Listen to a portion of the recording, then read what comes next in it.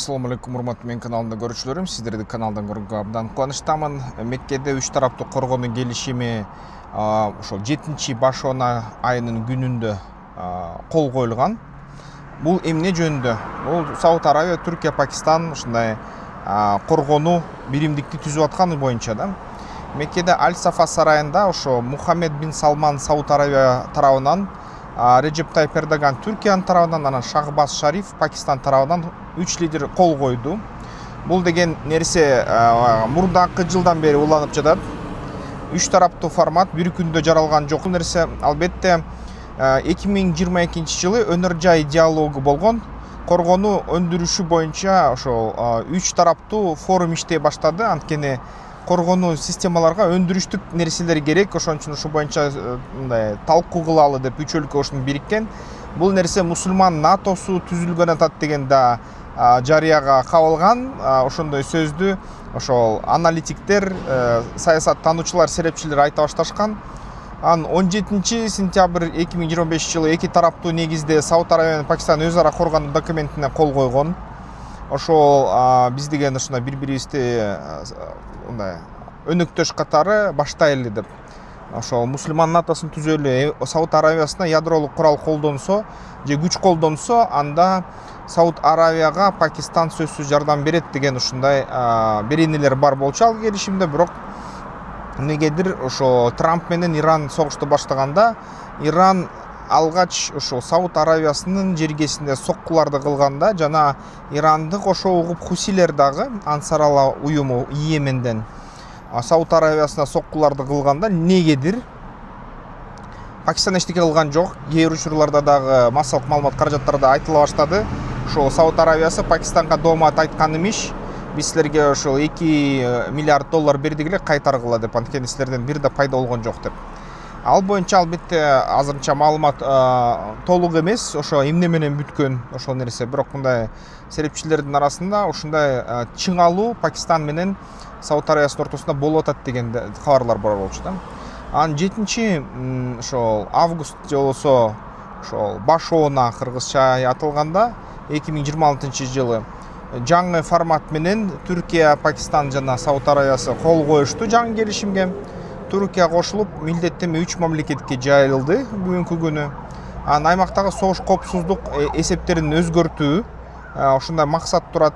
Ирандагы согуш 28 февралдан кийинки сокулар Перс булуңдагы мамлекеттерге да жетти. Албетте Сауд Арабия түзмө-түз жабыркап жатат азыркыга чейин. Кызыл деңиз хусилердин чабууларынын порттор менен танкерлерге басымды күчөттү. Азыр Бапелмандеп булуңун жаап атышат хусилер. Ошону менен бирге хусилер дагы ошо Сауд Арабияга да согуп атат. Ормуз кысыгы деңиз каттамынын үзүлгүнүнө учурашы мунай экспортун тобокелге салып жатат жана баасын аябай көтөрүп атат ушул нерсе. АКШ фактору эр-Рияд бир гана АКШнын ошол кепилдикке таянуу жетишсиз деп эсептей баштады. Анткени АКШ такыр коргой алган жок. Прода, стат системалары дагы ошо калган нерселер эч бир жыйынтыкка жеткен жок да ошол жолу.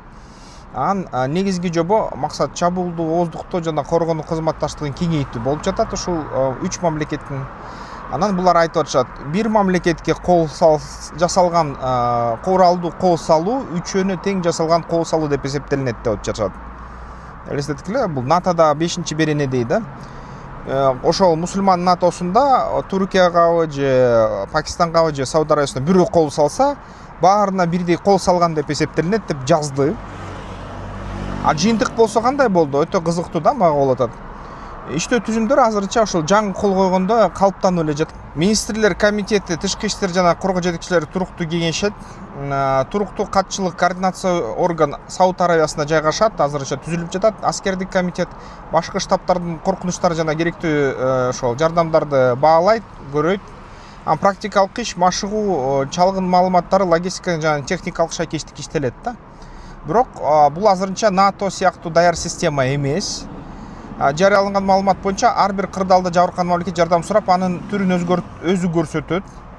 Жооп кеңешүү аркылуу аныкталат. Ошон үчүн эгерде бирдемке болуп кетсе бир мамлекетке, башка мамлекет айтат экен да, кичине ойлоноюнчу, анан кандай жардам берер экен деп, ушундай экен да, ар бир мамлекет өзү чечет. Эмне көрсөтүлгөн эмес, биртиктүү командачылык жасалган эмес, туруктуу жалпы күчтөр түзүлө элек.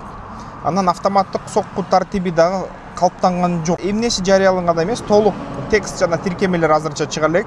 Ядролук кепилдиктин беренелери да, кагаздары да эчтеке чыга элек жана прокси чабуулдун так аныктамасы, мисалы үчүн 3-чү, 4-чү тарап соксо ошо мусулман НАТОнун мүчөсүнө кандай болору боюнча эчтеке жок да. Анан 3 мамлекеттин бири-бирин ар башка мүмкүнчүлүк менен толуктайт. Мисалы үчүн Сауд Арабия айтат, каржы ресурсу беребиз, аба күчтөрүбүз катышат. Мунай рыногунда салмагыбыз бар, ОПЕКтин баамдоосу мындай колдонулат, ислам дүйнөсүндө таасири да колдонулат дейт. Түркиядагы НАТОдагы эң ири армия, ошол армия колдонобуз дейт. Өндүккөн коргон өнөр жайы жана ошол учкучсуз аппараттар жана октары мүмкүнгөнү Түркия алдыда барып атат да. Кизил элма, ошол Анка-3 дегендер аппараттар, Аксуңгур, Акынжы деген дрондор өтө күчтүү да Түркияныкы. Пакистан болсо ядролук макам, ошол ядролук курал менен бирөө соксо, ошол Түркияны же ошол Сауд Арабияны Пакистан жооп берет деген сөз берип атышат. Көп сандагы аскер күчү жана Сауд күчтөрүн даярдоого узак тажрыйбага ушундай машыктыруу да, ушундай нерселерди айтып атышат. Тегеран үчүн башкы маселени туудуруп атат, бул жана белгисиздик абалга келтирип атат да. Анкаранын расмий позициясын документ Иран же башка мамлекет жалпы душман катары аталган эмес, бирок максат кол салууну алдын ала токтотуп туруу деген түшүндүрмө берип жатат. Расмий түшүндүрмө коргонуу мүнөзү дейт, ушул келишимдики диалогду сактоо, башка өлкөлөргө ачык формат. Анан Ирандан жооп кетип атат, айрым депутаттар ушул нерсени күлкүгө алышты. Анан биздин ракеталардын үнүн дейт ар бир ушул түзүмдүн мүчөсү угат деп айтышты депутаттар. Ошол биздин регион өз күчтөрүнө таянып жатат. Бул абдан жакшы деп айтты.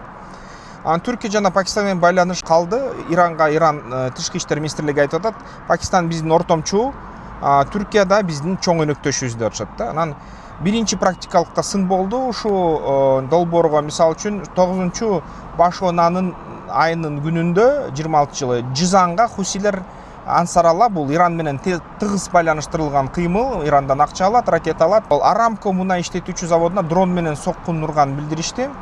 Кубаттуулугу суткасына 400 000 баррель болчу. Бул Сауд Арабиясынын заводу жана өрт өчүрүлдү, жабыркагандар болгон жок, бирок Түркия менен Пакистан аракети эмгичекти белгисиз. Эч ким эчтеке кылган жок. Мусулман НАТОсу иштеген жок. Азыр эле болуп кетип кол коюлду, азыр эле ушу сокку болду хусилер тарабынан, анан эч нерсе да. Анан Иран түз соккурса жооп баскыч менен күчөйт. Ушундай серепчилер ойлоп атышат, эгерде кеңешүү болот биринчи, мисалы үчүн Иран эртең Эр-Риядка салып баштаса, ошол эле Сауд Арабиясына. Эр-Рияд жардам сурайт, үч тарап окуянын себебин, масштабын жана далилин баалашат.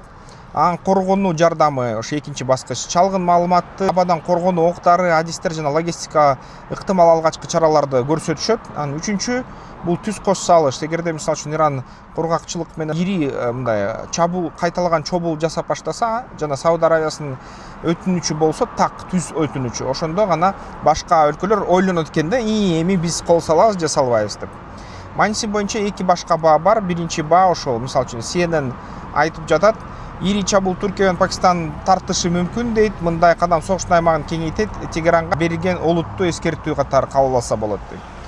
International Crisis Group деген дагы уюм бар, ал болсо ойлоп атат да. Ясмин Фарук деген ушундай мүчөсү муну түз конфронтация деп эсептебейт, үч өлкө ортомчулугу дагы эле уланууда дейт. Бул нормативдик ооздук түшүнүккө жакын дейт да. Анан эң чоң коркунуч бул жерде автоматтык согуш эмес, жыйынтыкка келсек.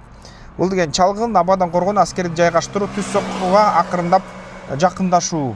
Бул деген негизги тобокел. Мындайын айтканда, эң чоң коркунуч бул чоң согуш камдалып жатат. Туугандар, аябай чоң согуш камдалып жатат.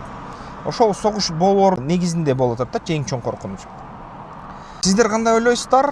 Комментарийлерге жазыңыздар. Ушундай 3-чү дүйнөлүк чоң бир согуштун бекин көргөн атабызбы? Же болбосо бул жөн эле эскертүү, же калп эле бул НАТОдо эмеспи? Ошо мусулман НАТОсу же НАТОсу эмеспи? Ошого бааңарды бергиле. Анан албетте эмнеге бул алып келет? Мусулмандар ичара кырылышабы, шииттер, суннилер. Же болбосо кандайдыр бир чын эле тынчтык орнойбу ушундай аракеттер аркасы менен. айтыңыздар, бизде болсо ушундай нефть кымбаттап атат, бизнестер жасаш керек болот. Эгерде сиздерге бизнес план керек болсо, билесиңер, сиздер менен Искендер Шашаев саясаттануучу экономист болду. Бизнес план боюнча адис видеонун астында сүрөттөмө бар, аяка чалгыла жазгыла бизнес план жазып беребиз, ТО жазып беребиз.